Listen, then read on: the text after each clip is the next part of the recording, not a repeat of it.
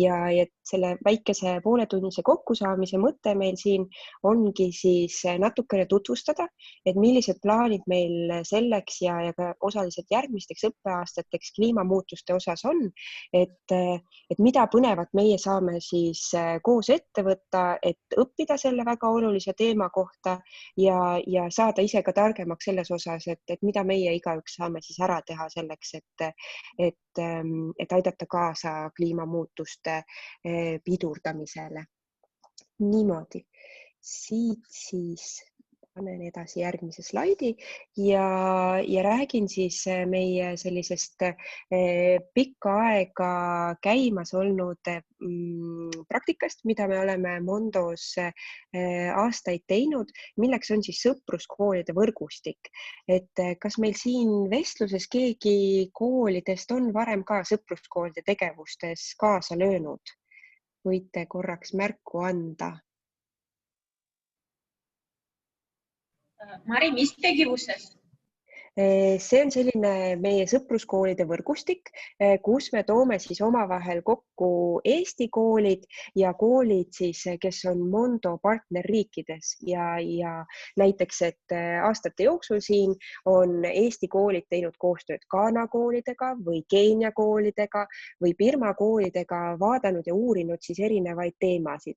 Näiteks on läbi aastate koos tutvustatud üksteisele enda rahvustoite või on räägitud sellest, et milline on iga riigi loodus, et tehtud sellest siis fotosid või jagatud pilte või saadetud kirjasid üksteisele. Et see on siis selline suhtluse koht, kus me saame tuttavaks erinevate maade noortega ja saame siis teada, et mida nemad arvavad ja kogevad siis erinevate teemade kohta. Et kui ma kiirelt siin vaatan, siis võib-olla meil siin vestluses ei olegi sellist kooli, kes oleks varem sellest osa võtnud, et siis on hea nüüd võib-olla sellest natuke rohkem teada saada.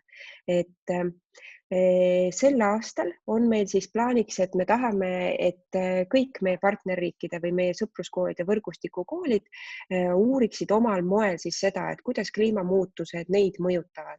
Et sissejuhatusest Diana juba teile rääkis, eks ju, et näiteks seal Põhja-Ghanas, Kongo külas on inimestel väga suured probleemid põllumajandusega, et põudade tõttu on raske teada, mis hetkel peaks vilja maha külvama ja teiselt poolt siis ähvardavad inimesi ka suured üleujutused. Et näiteks siin proovin panna järgmise pildi, et siin on foto siis ühest meie sõpruskoolist Birmas, kus sellel aastal, kui mina seal olin, oli tegelikult ka tohutu suur üleujutus. Mõneks ajaks pidi isegi selle kooli sulgema, sellepärast et koolimaja oli vee all. Ja see loomulikult tõi siis inimestele kaasa suuri kahjusid selle näol, et inimeste kodud hävisid, inimeste põllumaad hävisid. Et tegelikult siis erinevates maailma piirkondades noored ja teised inimesed tunnevad siis juba väga tugevalt kliimamuutuse mõjusid. Ja see on meile siis hea koht, kus meie saame teada, kuidas see mõjutab teiste kogukondade elusid ja saame ka jagada seda, et mismoodi kliimamuutused juba Eestis avalduvad. Et kindlasti me kõik panime eelmist talve tähele, et päris nukker oli olla terve talv ilma lumeta. Et ühelt poolt meil on kuidagi selline nagu harjumatu ja kurb tunne, aga teiselt poolt me teame, et näiteks meie loomaliikidele, osadele, näiteks hüljestele on see siis tõesti täiesti katastroofilise mõjuga, kui talved nii soojaks muutuvad Eestis. Et nende sõpruskoolide tegevuste eesmärk ongi siis see, et me hakkame koolides siis uurima ja koguma lugusid selle kohta, et mida meie paneme tähele, näiteks siin Eestis, mida me märkame kliimamuutuste kohta, kuidas need meie elusid mõjutavad. Ja me kogume need lood kokku ja me leiame mingisuguse viisi, kuidas seda edasi anda siis teiste riikide noortele. Näiteks teeme video sellest, kuidas meil siin Eestis kliimamuutused avalduvad või anname selle edasi mingisuguse väikese fotoseeria või joonistustena ja me kasutame siis suhtlemiseks omavahel sõpruskoolide blogi, mida ma saan teile hiljem näidata ja sinna siis hakkame postitama neid teadmisi ja samal ajal saame vaadata ka, et mida sinna postitavad noored Ghanast, mida sinna postitavad noored Ugandast ja saame sellisel moel rohkem teada, et mismoodi kliimamuutused erinevates maailma piirkondades avalduvad. Et sellised meie plaanid on ja juba paari riiki siin mainisin, et lisaks Eestile, Ghanale, Ugandale osalevad selles võrgustikus siis ka Ukraina, Afganistani, Keenia ja Birma koolid. Et nendega koos hakkame selle teemaga tegelema.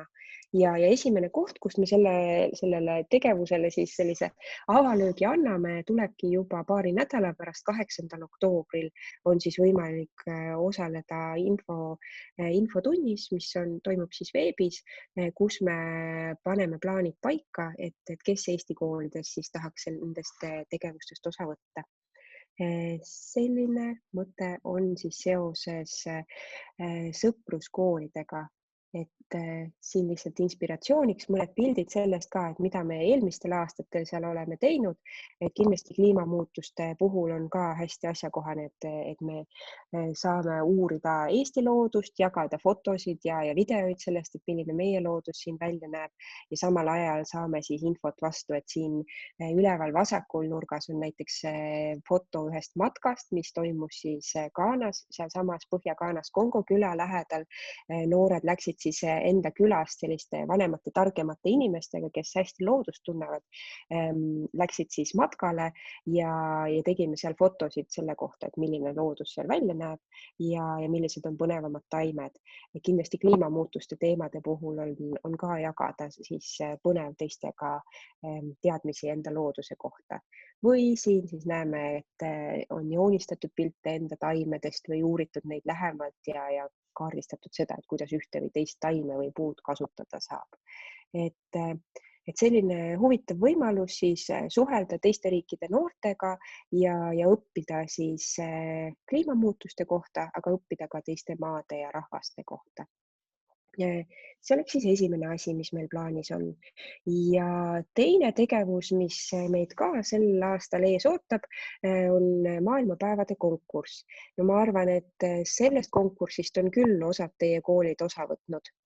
Näiteks kas Narva Soldino gümnaasium, kas teie eelmisel aastal osalesite? Meie osalesime Soldino gümnaasium, aga meil oli maailma nädal, 3 või 4 päeva oli kokku.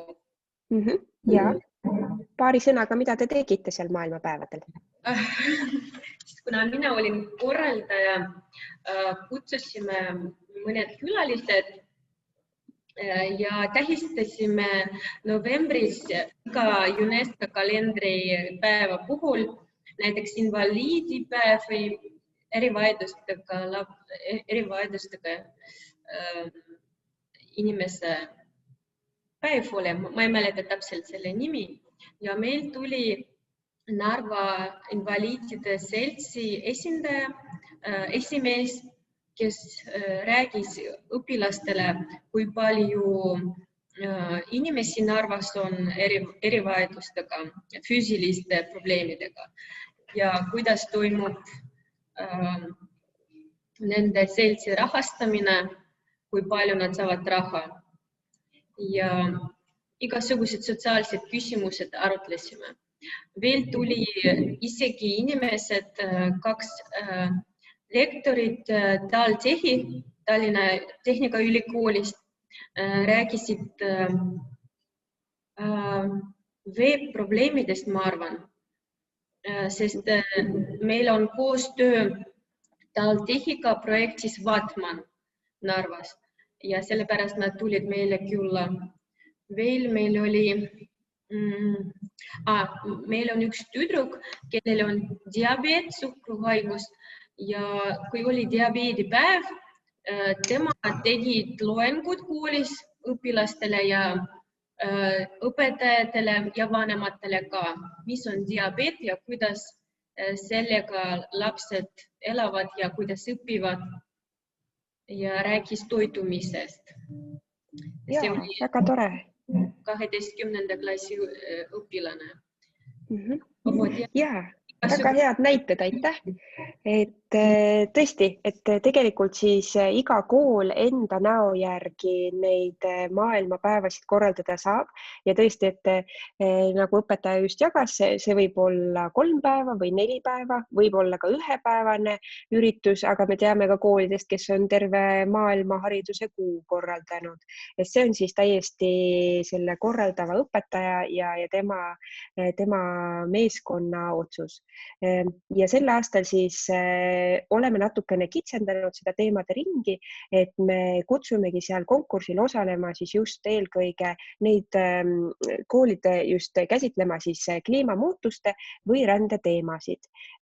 Ja kliimamuutuste osas, et kui võtate enda maailmapäevadel selle fookusse, siis see eesmärk võikski just olla siis ühelt poolt tõsta õpilaste teadlikkust, et nad teavad, mis on kliimamuutused, mis neid tekitavad ja millised tagajärjed nendega kaasas käivad, aga teiselt poolt kindlasti siis ka see, et me õpime siis neid selliseid tõhusamaid oskusi, et kuidas me saame igaüks anda oma panuse siis selliste kliimapositiivsete valikute tegemiseks. Et see oleks siis maailmapäevade eesmärk ja kliimamuutuste osas meie omalt poolt saame teile siis tuge pakkuda, et kui tahate seda teemat koolis käsitleda, et siis saate meilt tellida näiteks dokumentaalfilme. Diana varsti kohe räägib meile uutest põnevatest filmivariantidest või siis osaleda selles samas sõpruskoolide tegevuses ja kasutada seda siis ära ka maailmapäevade korralduses või kutsuda põnevaid külalisi kooli, et meie omalt poolt kindlasti tahame teile toeks olla selle maailmapäevade korralduse juures. Ja nagu te võib-olla olete juba Viktorialt kuulnud ka, et on võimalik siis taotleda ka rahalist toetust selle ürituse korraldamiseks. Et selleks tuleb siis Maailmakooli kodulehelt täita ära see osalussoovi vorm ja sinna siis üles kirjutada, et millised plaanid teil oleksid, mis laadi tegevusi te siis kliimamuutuste või rände teemal tahate ette võtta ja saate sealt siis märkida ka, et kui suurt rahalist toetust teil selle läbiviimiseks vaja oleks. Ja muidugi kõige põnevam osa selle konkursi juures on siis see, et korraldavale õpetajale või sellele koolipoolsele korraldajale siis on ka hästi põnev peaauhind, et võimalus minna siis õppereisile meie partnerriiki Ugandasse. Ja selleks registreerumiseks ja toetuse taotlemiseks siis tähtaeg on juba päris lähedal, et 5. oktoobriks ootab Viktoria teid siis ideid, mida te plaanite ette võtta ja kui palju siis rahalist tuge teil selleks ka tarvis oleks. Et panin siia lingi ka ja kindlasti leiate selle info Maailmakoolist üles ilusti. Selline hästi põgus ülevaade siis sellest, mis meil on sõpruskoolide osas plaanis ja mida siis põnevat saab ette võtta maailmapäevade osas. Aga nüüd ma annan sõna üle Dianale just selle koha pealt, et võiksimegi siin teha siis väikese mõtteharjutuse nende 2 teema kohta. Jaa, see väike mõtteharjutus võiks olla selline, et kui te olete nüüd seal väikestes gruppides või need, kes on ka üksinda osalemas, arutlege siis korraks, et need 2 teemat, et sõpruskoolide projekt ja maailmanädalad, et mida või kuidas teie oma koolis saaksite ellu viia. Et lihtsalt paar esimest mõtet kirja. Ma annan teile tõesti ainult 2 minutit, nii et olge väledad. Kes siis on üksinda, võite lihtsalt paberi peale kirja panna, kes on väikse grupiga, saate arutleda. Nii et aeg algab nüüd.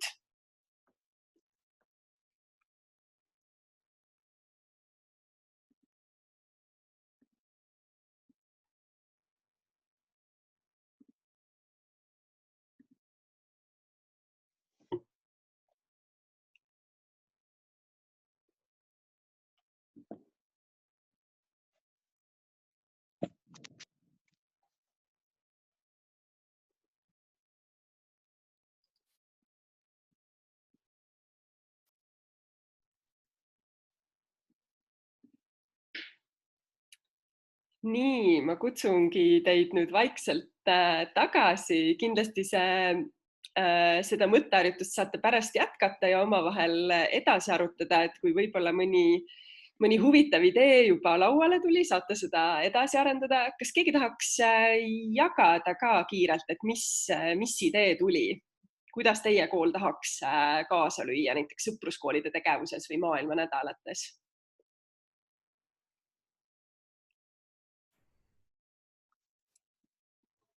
No mina võiks öelda VHK-st olen. Meil on sõpruskool Eesvatiinis ja täna just peaks tulema meie kooli näitus, mille tegi siis seal olev nagu koordinaator, nii et me saame neid koole näha ja ühesõnaga tutvuda, kuigi meie kool praegu ise on kinni, nii et nad koolis ei käi juba märtsist, aga et siis nende eluolu saab näha. Okei, aitäh Tiia, nii et see on nagu selline hea näide ka, et kus tuleb nagu sealt riigist näiteks midagi siia, mille abil te saate tutvuda võib-olla selle kohaliku eluolu ja koolis käimisega siis sellises huvitavas riigis nagu Eswatini. Nii et ja meie siis julgustame just sellist kliimamuutuste ja keskkonna perspektiivi nendesse selle aasta tegevustesse sisse tooma. Nii, aga me siis jätkame, et ma räägin, nagu Marika ütles teile siis sellest, et meil on uued kliimateemalised filmid tulemas ka Maailmakooli filmikogusse. Te võite siin chatis käega märku anda, kes on kunagi kasutanud Maailmakooli dokumentaalfilmi kogu. Vaatan, kas mõni käsi tõuseb, kas keegi on Soldine kasuta. Väga tore, väga tore. Meil on valikkursus globaliseeruv maailm ja siis mina kasutan selle valikkursuse raames väga palju. Ja ma tean veel ka filmikunst aines nad kasutavad ka. Okei, super. Alatskivi kool siin annab ka märku. Helen Ööri ütles, et ka tema on kasutanud. Väga tore. Et siis te teate, et sellele pääseb ligi aadressilt maailmakool.ee ja seal tuleb siis materjalide alt vaadata filmid. Ja sealt tuleb filmivalik ja esilehel on kohe siis ka kõige värskemad filmid. Meil on nüüd selline uuendus ka alates kevadest, kui e-õppele üle mindi koolides, et on võimalik saada ka selline link, mida sa saad õpilastega jagada, nii et see link kehtib kuu aega ja siis saab seda ka nagu selliseks individuaalseks kodus vaatamiseks anda seda filmi ja teha siis ühiselt pärast mingit arutelu või anda mingi lisaülesanne. Ja kindlasti, kuna ma vaatan, et siin on ka paljud õpilased meid täna kuulamas ja kaasas, et see on ka hästi tore, et see dokumentaalfilmi kogu Mondos sündis tegelikult ka selle mõttega, et õpilased ise saavad korraldada linastusi. Et te võite näiteks oma koolis teha sellist väikest dokumentaalfilmi klubi, et siis näiteks korra kuus laenutada meilt mingi huvipakkuv film, vaadata seda koos, mõelda, kas keegi teie kogukonnast võiks tulla seda filmi kommenteerima, kes sellest teemast võiks rohkem teada. Nii et selline väike üleskutse ka, et see ei pea olema alati ainult õpetajal tunnis kasutamiseks, vaid seda saab tõesti tasuta hariduslikel eesmärkidel Mondo lehelt laenutada. Ja kui keegi vajab abi sellega, siis saab näiteks alati Marile kirjutada või üldse Mondosse helistada. Nii, aga vaatame siis edasi, et ma tutvustaksingi teile siis mõnda uut dokumentaalfilmi. Ma kella vaadates, Mari, vaatan, et me vist ei jõua praegu näidata seda treilerit. Me tahtsime teile väikest vihjet näidata, et kui toredad filmid on tulemas. Aga kokku on siis 5 filmi, mille õigused on meil praegu olemas, aga nad on siis tõlkeprotsessis, nii et kõik neist veel filmikogus üleval ei ole, aga teile siis selline eksklusiivne vaade, et mis on lähema paari kuu jooksul filmikogusse juurde tulemas. Kõigepealt siis film A Noah's Ark, mis on auhinnatud film ja räägib sellest, et ookeani keskel asuvad saared nimega Kiribati ja nemad tõesti juba täna näevad kliimamuutuste mõju väga lähedalt, et prognoos on siis, et Kiribati saared jäävad selle sajandi lõpuks vee alla. Ja see film räägib sellest, kuidas selle riigi president käib siis ka mööda rahvusvahelisi kokkusaamisi ja räägib riigijuhtidele üle maailma sellest, et Kiribati on ainult üks väike märk sellest, mis meil kogu maailmas toimumas on ja kuidas me siis lahendame selle probleemi, kui üks riik juba täna kannatab nii äärmuslikult selle all, mida me kõik tegelikult oleme globaalselt maailmale teinud oma käitumise, oma tarbimisega. Nii et selline Notes Ark, hästi ilus, visuaalselt hästi ilus film ja väga hästi toob sellise kliimamuutuste mõju ühele kogukonnale välja. Paneme järgmise filmi. Natukene sarnast teemat käsitleb film nimega Lowland Kids. See on selline lühifilm, 20 minutit ja see räägib 2 Ameerika noorest, kes elavad Louisiana osariigis ühel väiksel saarel ja tegelikult neil on siis nagu sama probleem, et põhimõtteliselt need saared samamoodi on siis merevee taseme tõusu tõttu, mis on seotud kliimamuutustega, vee alla kadumas. Nii et kuidas siis seal ellu jääda, mis on nende unistused ja mõtted tulevikust. Et just selline noorte lugu. Paneme edasi. Greta põlvkond on järgmine film, et see on üks film, mis on filmikogus juba tõesti olemas. Seda te võite juba täna laenutada, kui soovite. Greta põlvkond räägib noortest kliimaaktivistidest erinevates maailma riikides. Hästi tore, et on ütleme, Gretat ennast seal väga palju tegelikult ei käsitletagi, vaid pigem tõesti kõiki neid teisi noori naisi, kes on kliimamuutuste ja keskkonna teemadel sõna võtnud. Seal uuritakse, et mille eest nad võitlevad, mis on neid ennast motiveerinud seda tööd tegema, millised on nende raskused ja ka väiksemad ja suuremad võidud, mida nad siis on juba saavutanud. Hästi selline inspireeriv film noorte aktivismist. Paneme järgmise filmi. Aitäh vihma eest tegevus toimub peamiselt Keenias. See räägib siis ühe Keenia farmeri Kisilu ja tema perekonna ja tema küla elust, kes ka siis kliimamuutuste hävitavat mõju juba täna oma küla ja oma põllumajanduse peal näevad. Ja ta on siis palju ise filminud oma elu ja külasündmusi ja osaleb siis ka kasvab selle filmi käigus selliseks kliimaaktivistiks, kes siis ka osaleb rahvusvahelistel kohtumistel. Ja lõpetuseks, et kliimamuutused faktid on film, mis on ka ETV-s linastunud ja on niisugune võib-olla annab baasteadmisi kliimamuutustest ja David Attenborough on seal siis see suur jutustaja. Nii et selline film tuleb ka.